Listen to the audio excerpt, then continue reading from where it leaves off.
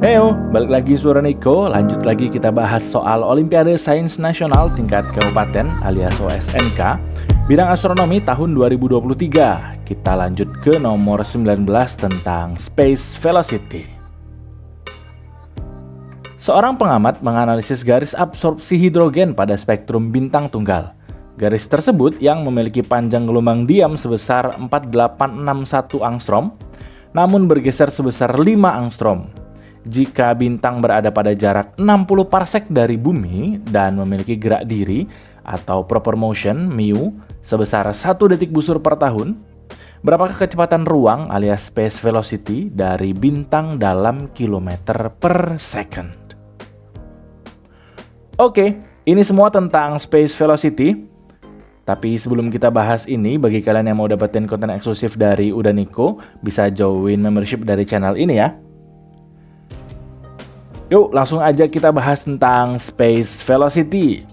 Sesuai dengan namanya, ini velocity berarti kecepatan.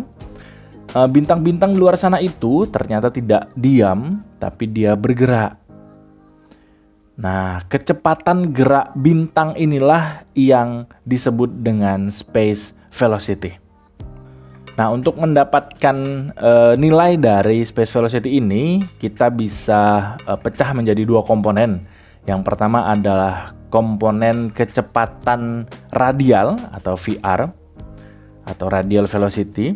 Ini adalah komponen yang geraknya searah, mendekati atau menjauhi pengamat. Nah, ini erat banget kaitannya sama efek Doppler yang udah sering kita bahas. Terus komponen kedua yaitu tentang kecepatan transversal atau tangensial. Jadi tangential velocity atau transverse velocity, sebagian orang bilang transverse. Nah, komponen kecepatan tangensial ini erat kaitannya dengan proper motion alias gerak diri. Nah, kalau nanti udah dapet VR dan VT-nya, bisa kita cari space velocity-nya pakai persamaan ini. Kayak Pythagoras biasa sih sebetulnya. Oke, terus kita bahas lagi tentang efek Doppler. Nggak bosan-bosannya udah Niko bahas tentang efek Doppler ini ya. Nah, efek Doppler itu adalah perubahan panjang gelombang atau frekuensi dari apa yang dipancarkan oleh sumber terhadap apa yang ditangkap oleh observer. Misal seperti ini nih, ini ada bintang di tengah sini dikelilingi oleh planet, kita fokus ke bintangnya saja. Dan ini adalah pengamatnya. Jadi saat dia bintang itu bergerak mendekati pengamat, maka terjadi pergerakan atau pergeseran biru namanya, blue shift. Nanti panjang gelombangnya mengecil. Tapi saat seperti ini menjauhi pengamat, bergerak menjauhi pengamat, akan bergeser ke arah merah alias red shift. Nanti panjang gelombangnya akan bertambah besar. Tapi pergeseran ini kecil sekali ya. Perubahannya itu kecil sekali. Tapi tetap masih bisa kita amati. Oke? Nah, kaitannya dengan radial velocity apa? Nah, semakin cepat dia bergerak, tentu pergeserannya semakin besar. Jadi nanti perbedaan panjang gelombangnya tadi mengindikasikan seberapa cepat kecepatan radialnya, seberapa besar kecepatan radialnya. Seperti yang udah sering kita bahas, redshift maupun blue shift ini bisa kita cari menggunakan persamaan ini. Jadi perubahan panjang gelombang dibagi panjang gelombang diamnya, terus ada kecepatan radial dibagi dengan kecepatan cahayanya. Oke. Satu lagi terakhir kita bahas tentang gerak diri alias proper motion. Apalagi nih gitu ya. Nah, seperti tadi yang udah kita bahas, bintang itu bergerak dan komponen kecepatannya bisa kita cari menggunakan radial velocity dan juga tangential velocity. Nah, gerak diri ini sebetulnya nunjukin seberapa sudut yang ditempuh oleh pergerakan bintang itu tiap tahunnya, tiap waktunya. Biasanya satuannya dalam detik busur per tahun karena saking kecilnya. Terus faktor-faktor yang mempengaruhi besarnya gerak diri ini tentu ada dua. Yang pertama yaitu kecepatan tangensial bintangnya, makin cepat bergerak secara tangensial kanan kirinya, maka proper motionnya juga semakin besar. Yang kedua jarak bintangnya. Kalau makin jauh sudut tempuhnya tentu semakin kecil. Gitu ya. Nah, kalau kita recap dari dua faktor tadi, maka gerak diri atau proper motion itu bisa kita cari menggunakan persamaan ini. Yaitu tinggal kecepatan tangensial dibagi dengan jarak bintangnya. Nah, tapi perlu diingat bahwa persamaan yang ini hanya berlaku kalau satuan kecepatan tangensialnya adalah dalam satuan astronomi per tahun. Nanti gerak dirinya dalam detik busur per tahun dan jaraknya dalam parsek. Oke. Nah, karena nanti yang ditanya dalam kilometer per detik, maka satuan astronomi per tahun ini kita ubah dulu. Jadi satuan astronomi itu kan segini, 1,496 kali 10 pangkat 8 km. Terus 1 tahun itu kan 365,25 hari kali 24 jam kali 60 menit kali 60 detik. Nanti dapat secara umum persamaannya akan berubah jadi seperti ini. Jadi kecepatan tangensial itu nanti sama dengan 4,74 kali proper motionnya, mu, kali dengan jaraknya dalam parsek. Ini satuannya nanti sudah dalam kilometer per second. Gitu ya. Jadi nanti persamaan ini aja yang langsung kita pakai. Terus kita langsung balik lagi aja ke soal. Kita ambil esensi dari soal itu, informasinya. So, ada dua hal yang perlu dihitung terlebih dahulu. Pertama, kecepatan radialnya. Kita bisa pakai persamaan yang tadi ya, yang Doppler tadi. Delta lambda per lambda 0 sama dengan VR per C. Kita cemplungin aja datanya. Perubahan lambdanya ini ya, berubahnya sebesar 5 angstrom. 5 dibagi lambda 0-nya ini, sama-sama angstrom, jadi udah aman, nggak perlu diubah-ubah lagi. 4861 sama dengan VR-nya kita mau cari, C-nya langsung pindah ruas aja. Nah, C ini kan kecepatan cahaya ya.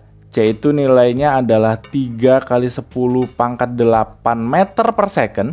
Tapi karena nanti mintanya dalam kilometer per second, kita langsung ubah aja ini. Berarti dari meter ke kilometer tinggal dibagi 1000, nanti jadinya 3 kali 10 pangkat 5 kilometer per second. Kita pakai yang ini aja ya, biar nanti langsung kilometer per second.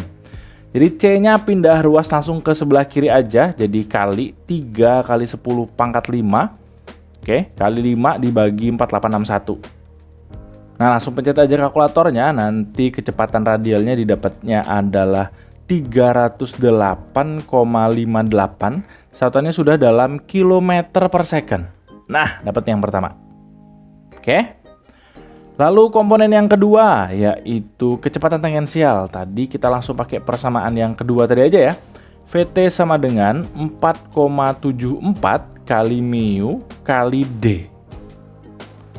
Masukin 4,74, mu-nya tadi adalah 1 detik busur per tahun. Sudah benar satuannya. Sudah dalam detik busur per tahun. Ini kali 1.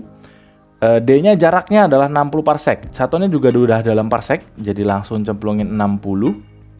Nanti ini dapatnya adalah 284,4 km per second. Nah, ini adalah kecepatan tangensialnya.